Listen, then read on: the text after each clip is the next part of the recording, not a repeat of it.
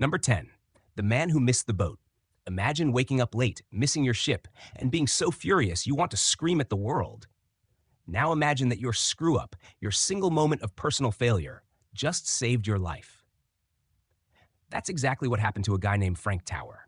It's April 1912, and Frank is supposed to be on the maiden voyage of the Titanic, a floating palace of luxury and unsinkable promises. Except Frank, for reasons lost to history, misses the boat. He's probably fuming on the dock as the giant liner pulls away. He's thinking about how much money he just wasted, how much time he lost, and how he's a total screw-up. But then the news hits. The Titanic, the unsinkable ship, is at the bottom of the Atlantic. Frank, this guy who was late, who made a mistake, is suddenly a statistic that didn't happen. You might think this is a one-off, a cosmic fluke, but Frank had a superpower for accidentally avoiding maritime disasters. 2 years later, he was scheduled to be on the Empress of Ireland, but once again, he missed the boat. The Empress of Ireland later sank, killing over 1,000 people. Then, in 1915, he booked passage on the Lusitania. And you guessed it, he was a no-show. The Lusitania was torpedoed by a German U-boat, another 1,000+ dead. This guy wasn't just lucky. He was the human equivalent of a walking, talking nope to maritime tragedy. Frank Tower's life proves that sometimes your biggest personal failures are just the universe giving you a slap on the wrist to keep you from getting a coffin. Number 9, the man with two fortunes. This is the story of Major General John B. Gordon, a Confederate officer during the American Civil War. During a particularly brutal battle at Antietam, Gordon was leading a charge when a Union bullet smashed into his left arm. He kept going. A second bullet hit him in the same arm, but he didn't even flinch. A third bullet hit his leg, still charging. A fourth bullet struck his neck, and finally, a fifth one pierced his face, entering his jaw and knocking him unconscious. He collapsed, bleeding out, and was left for dead on the battlefield. You would think after surviving 5 bullet wounds in one day that his luck had run out. But the fifth and final bullet had a hidden purpose. It hit him in the face, but was stopped by a little-known 2-inch metal object, a book of military orders he was carrying in his coat pocket. It's hard to imagine, but this little piece of metal saved his life. And it gets even crazier. Fast forward a few years, after the war is over, and Gordon is a senator. He's giving a speech on the floor of the Senate when a man walks up and introduces himself as the Union soldier who shot him at Antietam. The two men, who were enemies on the battlefield, became friends. So, not only did Gordon survive what should have been a fatal injury, but the man who shot him later became his friend. And the bullet that hit him was stopped by the very military orders he was carrying to lead his men into battle. It's a reminder that sometimes the very thing meant to kill you can also be the one thing that saves you. Number 8, the unluckiest lucky man. Meet Joseph T. O'Callaghan, a Jesuit priest and naval chaplain during World War II. He was serving aboard the USS Franklin, a giant aircraft carrier, when the unthinkable happened. A Japanese bomber hit the ship, and the explosions were catastrophic. Bombs, torpedoes, and fuel tanks ignited, turning the carrier into a floating inferno. It was pure chaos, a scene of absolute hell on earth. But O'Callaghan, this priest, didn't just sit there. He ran around the burning ship, rescuing wounded men, comforting the dying, and even leading a fire crew to put out flames. He organized men to throw hot ammunition overboard, preventing more explosions, and he climbed onto the burning flight deck to toss bombs off the ship. He was a one-man wrecking crew of pure, unadulterated heroism. He should have died 1,000 times over, but he didn't. He survived the entire ordeal, and his bravery earned him the Medal of Honor. But here's the unbelievable part. O'Callaghan's path to the USS Franklin was just as insane.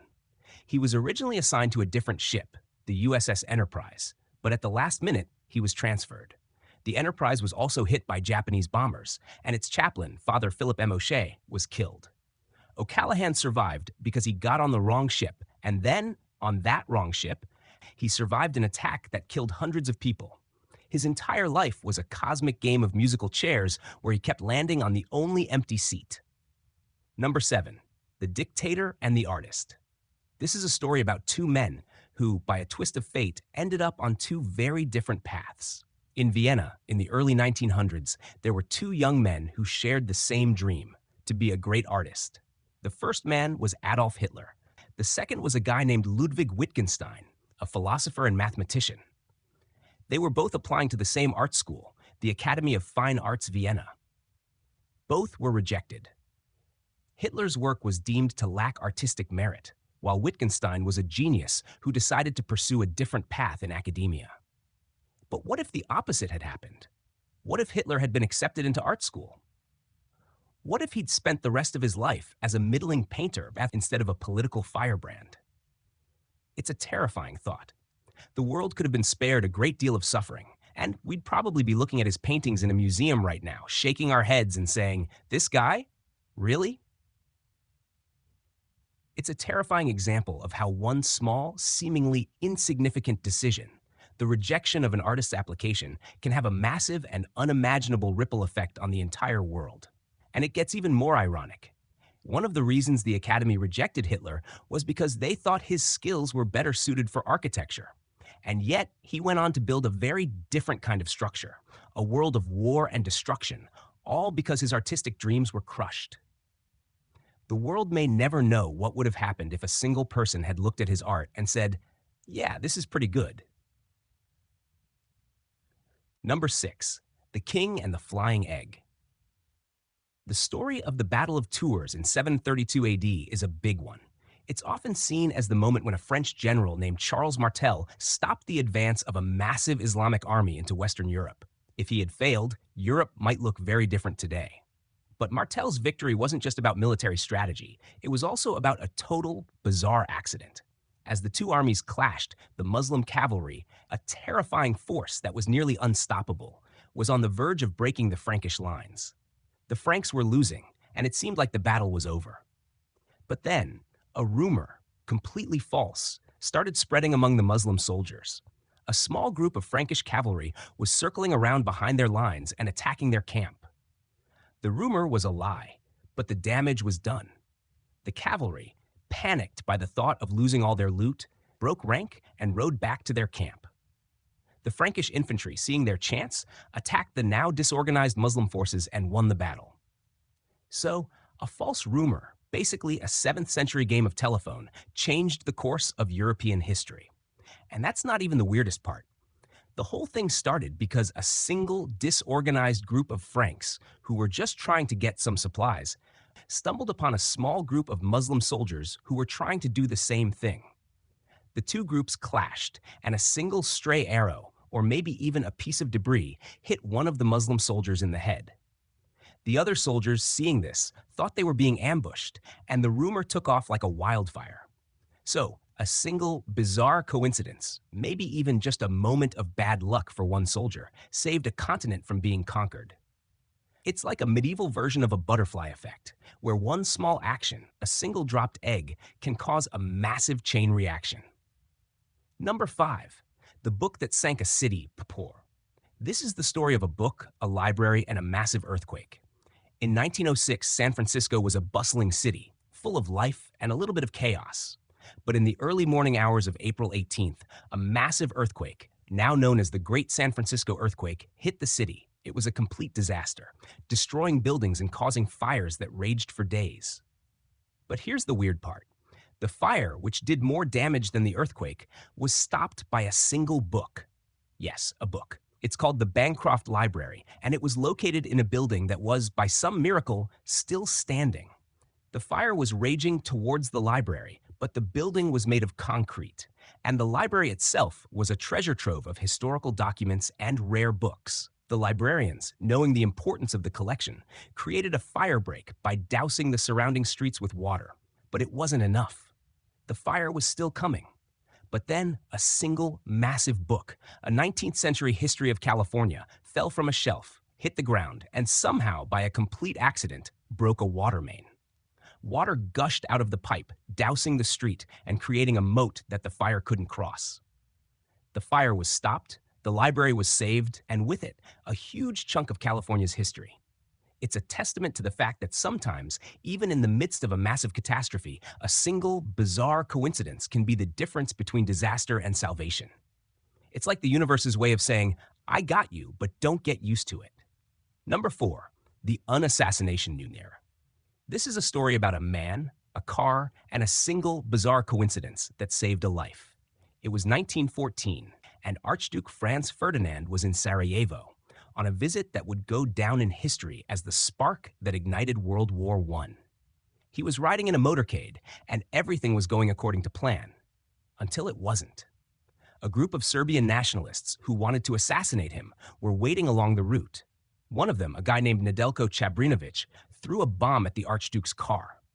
But it bounced off the car and exploded behind it, injuring the people in the next car. The Archduke was fine, and he was furious. He demanded that the motorcade continue, and he told his driver to take a different route to avoid the crowd and the chaos. But here's where it gets weird. The driver, a guy who was just trying to follow orders, got lost. He took a wrong turn, and the motorcade ended up in a small, narrow street where they had to stop and turn around. And who was standing on that street corner? Gavrilo Princip, one of the other assassins. He was just hanging out, eating a sandwich, thinking he'd missed his chance. But then, right in front of him, the Archduke's car stopped. Princip pulled out his gun, shot the Archduke and his wife, and the world was plunged into a war that would kill millions of people. If the driver hadn't gotten lost, if he hadn't taken that wrong turn, the Archduke would have gone to the hospital. And maybe, just maybe, the course of history would have been different. So, a single wrong turn, a moment of confusion, led to the assassination of a single man and the deaths of millions. It's a terrifying reminder that a small human error can have massive, unimaginable consequences. Number 3, the car that saved a president. This is a story about the life and death of President Ronald Reagan. It was 1981, and Reagan was leaving a hotel in Washington, D.C., when a man named John Hinckley Jr. opened fire. Reagan was shot, and it was a complete and total disaster. He was rushed to the hospital, and it was a close call, but he survived. But here's the unbelievable part. The bullet that hit Reagan wasn't the one that was meant for him. Hinckley fired 6 shots, and one of them hit a Secret Service agent, a police officer, and Reagan's press secretary. The last shot, the one that hit Reagan, was a ricochet. It hit the armored side of the limousine, flattened, and then, by a bizarre twist of fate, bounced off the car and hit Reagan in the chest. It's a terrifying thought. The very car that was meant to protect him was the very thing that almost killed him.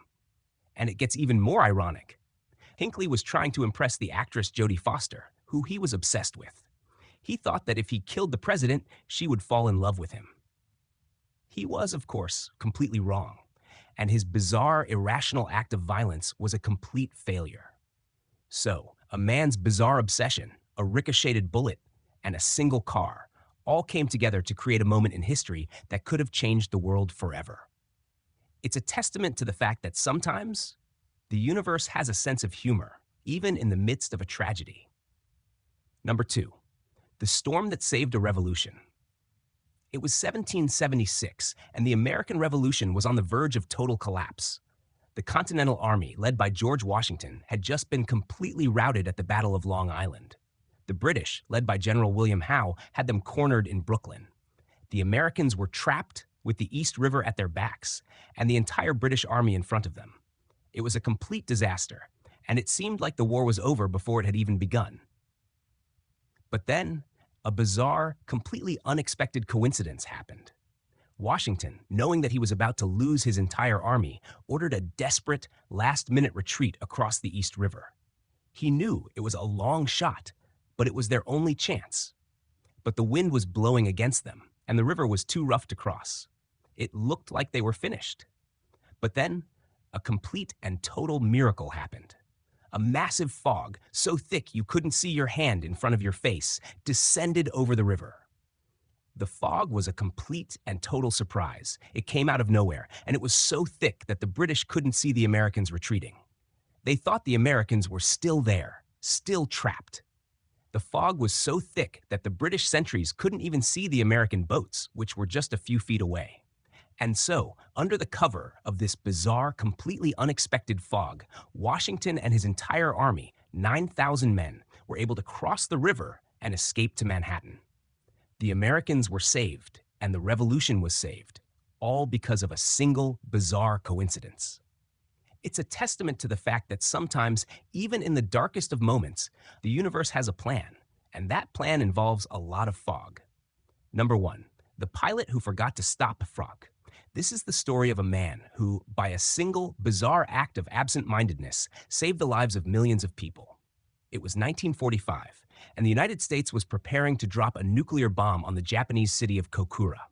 The bomber, a B-29 named the Boxcar, was carrying the bomb, and the pilot, Major Charles W. Sweeney, was in a hurry. He had to drop the bomb and get out of there, and he was running late. But as he approached Kokura, the city was completely covered in clouds. He couldn't see the ground, and he couldn't drop the bomb. He circled the city for over 45 minutes, waiting for the clouds to clear, but they didn't. He was running out of fuel, and he knew he had to go to his secondary target, a city named Nagasaki. But here's the unbelievable part. The pilot's watch was broken, and he had forgotten to set it. He had no idea how much time he had been circling Kokura. He was just a guy in a plane with a broken watch and a bomb that was about to change the world. He was running on pure instinct and pure desperation. He finally gave up and flew to Nagasaki. But even there, the city was partially covered in clouds. But he saw a small break in the clouds, a tiny hole, and he dropped the bomb. The bomb, of course, was an apocalyptic disaster. But here's the kicker. The original target, Kokura, was spared, and the lives of the people who lived there were saved, all because of a single, bizarre act of absent-mindedness. It's a testament to the fact that sometimes even the most bizarre, illogical, and human of mistakes can have a massive and unimaginable ripple effect.